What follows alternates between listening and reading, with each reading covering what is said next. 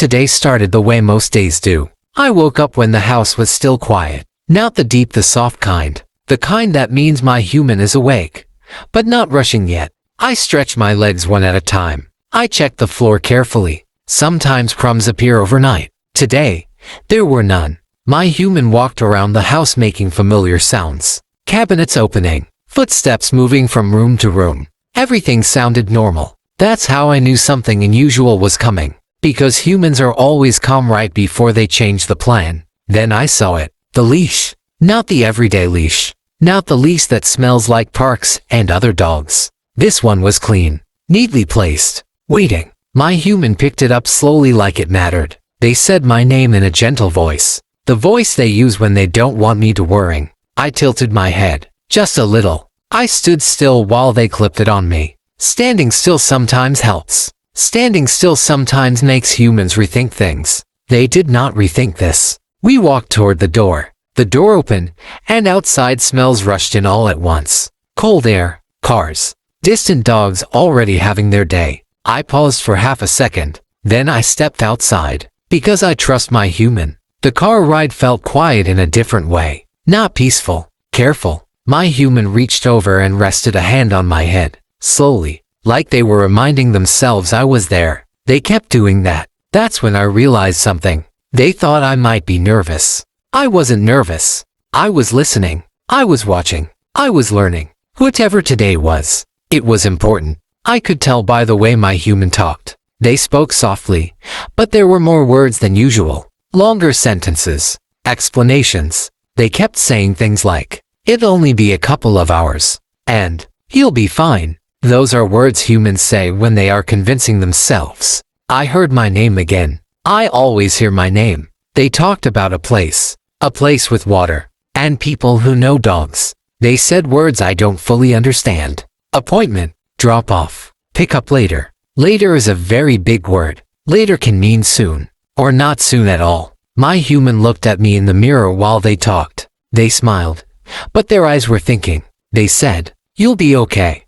Like it was a promise they needed to hear out loud. I watched their mouth move. I listened to the tone instead of the meaning. The tone said this wasn't a park. It wasn't a visit. It wasn't quick. They told me they'd be back. Humans say that a lot. Most of the time, they are right. I sat quietly in the car and let the world move past the windows, buildings, people, other dogs living completely different days. My human reached over and squeezed my paw at a stoplight. That was new. That's when I understood something important. This day wasn't about where we were going. It was about being apart and coming back together later. The car slowed down. We were here. The car stopped. That's how I knew we were here. My human turned the engine off but didn't move right away. They sat there for a second, breathing. Then they said my name again. The door opened, and the smell changed immediately. This place smelled like many dogs. Not the good kind of many dogs. The serious kind. The floor inside was smooth and cold.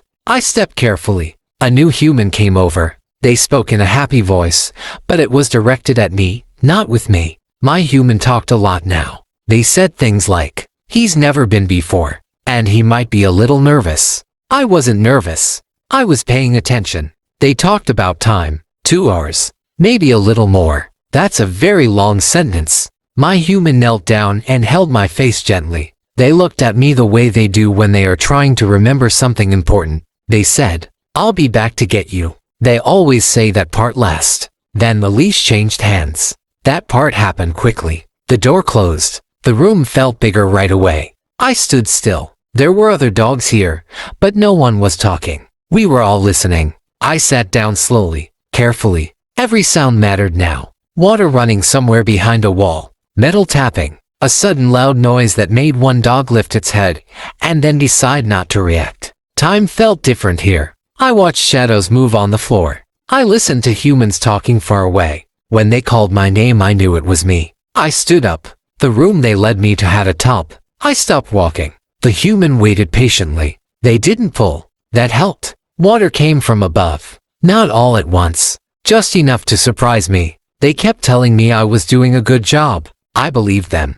Then came the loud air. It was powerful. It pushed my fur everywhere at the same time. I stayed still. I thought about my human's voice. I thought about the car ride home. Eventually, the noise stopped. They wrapped me in something warm. I waited. Eventually, the noise stopped. The loud air, the brushes, the water, all of it vanished. I shook myself lightly, fur flew in little clouds, and I felt different. Not worse, not scared, just lighter. Like I had been stretched out and rearranged. I didn't recognize every part of me at first. My pose felt the same, my nose was the same, but my fur, softer, smoother, different. Then I saw them, my human, standing at the door smiling, the big smile, the one that says everything is okay now. I ran to them. My tail wiggled without me thinking. They laughed softly and bent down to hug me. The leash was removed. Hands smoothed my fur. They smelled like home. I sniffed them back. Everything was back in order. The car ride home was quiet,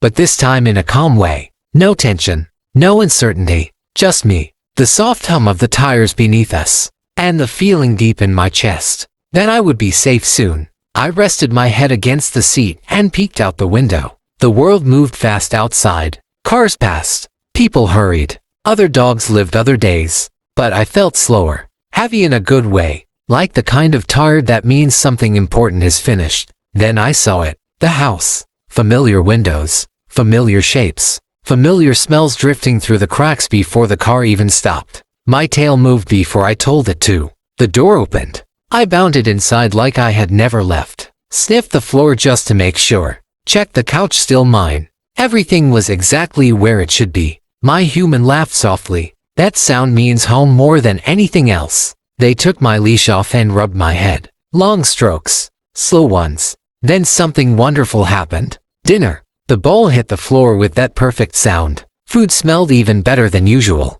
Maybe because I earned it today. I ate carefully at first. Then faster. Because being brave makes you hungry. After dinner came treats. Extra ones. The kind that says, "You did good today." I accepted them seriously. Respectfully. As one should. I walked to my favorite spot and curled up.